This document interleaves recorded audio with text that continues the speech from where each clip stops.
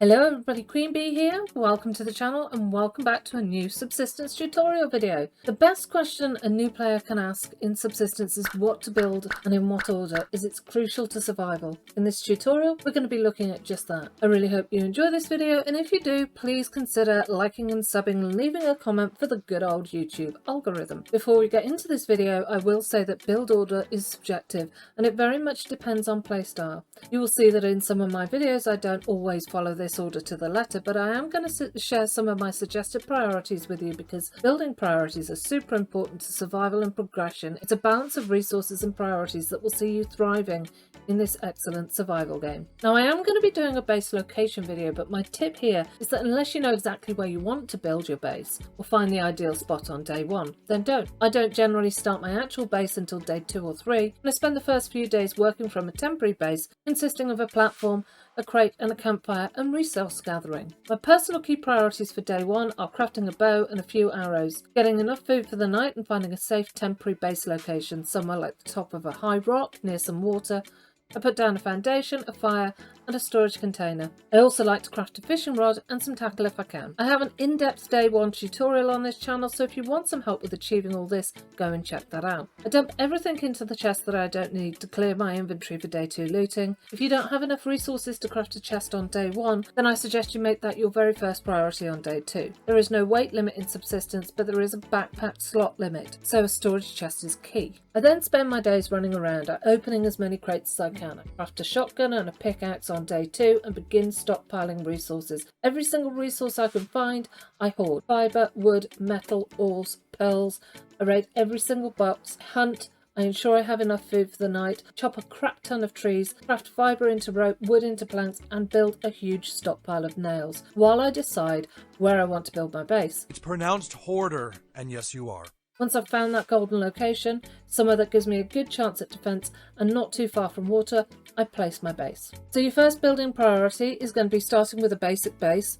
I go for a 2x1 base. I then bring everything across from my temporary base, including dismantling the original platform and chest and campfire for resources. I craft at least 2 storage chests, sometimes 3. It goes without saying that while you're crafting your items for your base, you're going to be wanting to expand this base over time to fit these items in, but just be careful and expand it methodically, bit by bit, ensuring it's safe, secure at all times. Once your starter base is up and secure, your first priority is to craft and place your BCU. It will enable you to craft all the early build stuff you need. To craft a BCU, you're going to need 6 scrap metal, 4 electrical components and 4 wooden planks. Placing it will trigger hunters and cougars to spawn in on the map. You'll also get a lockpick upon placing it. Remember to take this out of the BCU and keep it in your inventory in case you happen across a locked crate. The BCU generates power and mass up to a maximum of 500 power and 100 mass. Crafting items in the BCU uses this power and mass, and over time it replenishes. You're going to want to loot through the day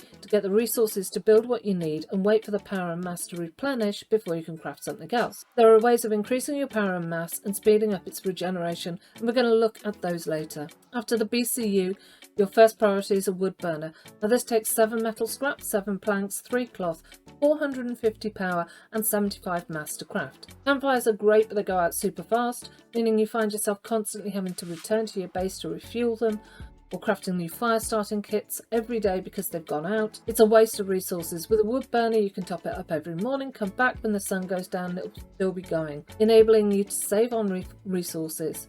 Now you're going to want to save all the ash, you'll need it later, and begin converting any fat that you get from animals into biofuel. Now my next priority is not a necessity, it's more of a luxury. I craft a base light. You have a glow stick and the light from the fire will be good enough, but I do like a base light, especially since I recorded my videos, plus the resources to craft it are negligible. However, you do not need this and it will use a little bit of power to run, so if you are willing to wait on this, do. You can skip this step. Base light takes 3 metal scraps, 2 plank, 2 electrical components, and it costs 250 power, 50 mass. My next step is to increase both power and mass storage by building 1 power storage followed by 1 mass storage. This will increase max power to 1000 and max mass 200. As you progress in your building, you're going to need more mass and power to build things. The BCU provides a maximum of 500 power and 100 mass. The BCU alone will not increase your power and mass beyond this no matter how much storage you've got. So there are a few things that you can craft without needing more power and mass, but I like to get this out of the way first. Power storage takes 7 scrap metal, 6 electrical components, 7 wood planks, the full 500 power and 100 mass to craft.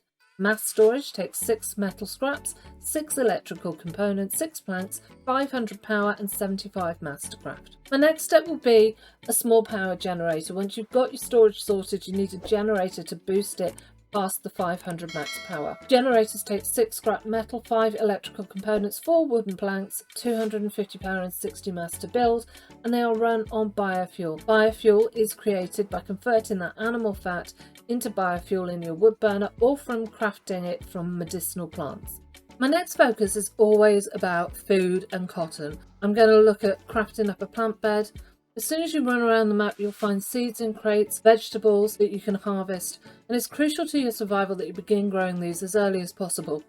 Winter is seriously tough, and you're going to want to prioritise planting cotton above anything else, and then tomato seeds. You're going to want to fertilise these with the ash that you collect from your wood burner and water them to increase their growth rate. All the cotton that you harvest, you're going to want to just store. Do not craft it into cloth. You can get this elsewhere. Convert some tomatoes into seeds to replant and keep the rest for food. Next, you want to craft yourself a refinery. Now, all that you've been stockpiling needs refining, and from it you can begin to craft amazing and wondrous things, including more lockpicks for opening lock crates. A refinery takes 12 metal scraps, 10 wood planks, 12 electrical components, 500 power and 100 mass to craft.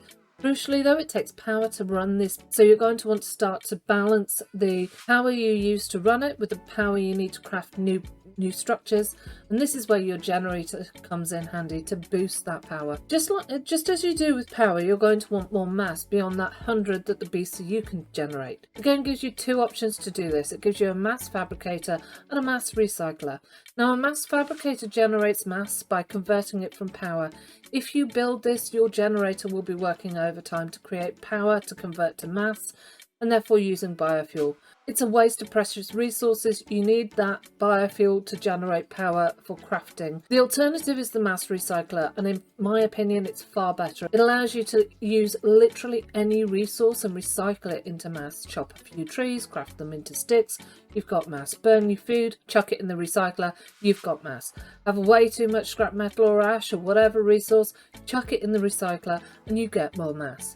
You're going to want 9 scrap metal, 8 components, 6 planks, 1000 power and 100 mass to craft this. Now, the recycler does use a bit of power to convert or recycle these things into mass, but it's a far more efficient way of increasing your mass. Crafting a workbench will be your next priority. Workbenches unlock your next level of craftables. There's still a hell of a lot more that you want to craft from the BCU, but many of these things require vital components that can only be crafted in the workbench, such as circuit boards. Now, crafting in the workbench also uses power and mass, so if you build it now, you can start to juggle your requirements. In addition to this, the workbench unlocks weapon upgrades. You're going to want 8 scrap metal, 10 electrical components, 10 wood, 750 power and 120 mass for the workbench. Now for me, this is about the time I start thinking about a bed. Well, truth be told, I most often forget to craft a bed until I've died, which prompts me to craft a bed, but a bed will allow you to respawn at your base. It's a great benefit, especially if you die at night or in winter. I often prioritise other things and I don't even think about it until I've died, but if you are new and prone to dying, I'd suggest you consider building a bed ASAP. A newly crafted bed comes with 1 respawn. If you die, you're going to need to spend more power and mass to buy another respawn. To craft this, it's going to cost you 6 scrap metal, 10 feathers, 5 cloth, 500 power and 70 mass.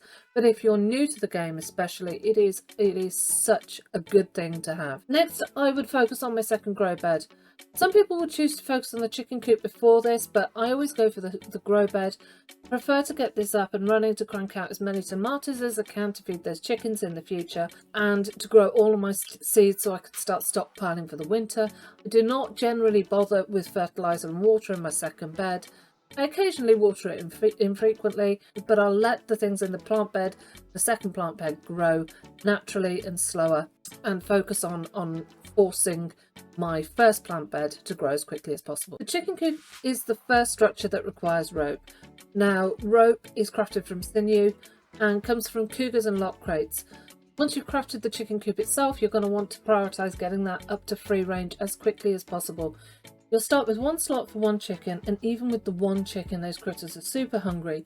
Getting the coop from free range will significantly reduce the amount of food that they will need, and this is crucial for when you start unlocking more slots to get more chickens. You're going to want to feed them tomatoes, which is why you've been cranking out those tomatoes like there's nobody's business. They'll produce eggs, and when they level up to level 10, you can get a whole chicken and premium feathers from them. A basic coop costs 8 wood planks, 12 nails, 7 scrap metal, 2 rope.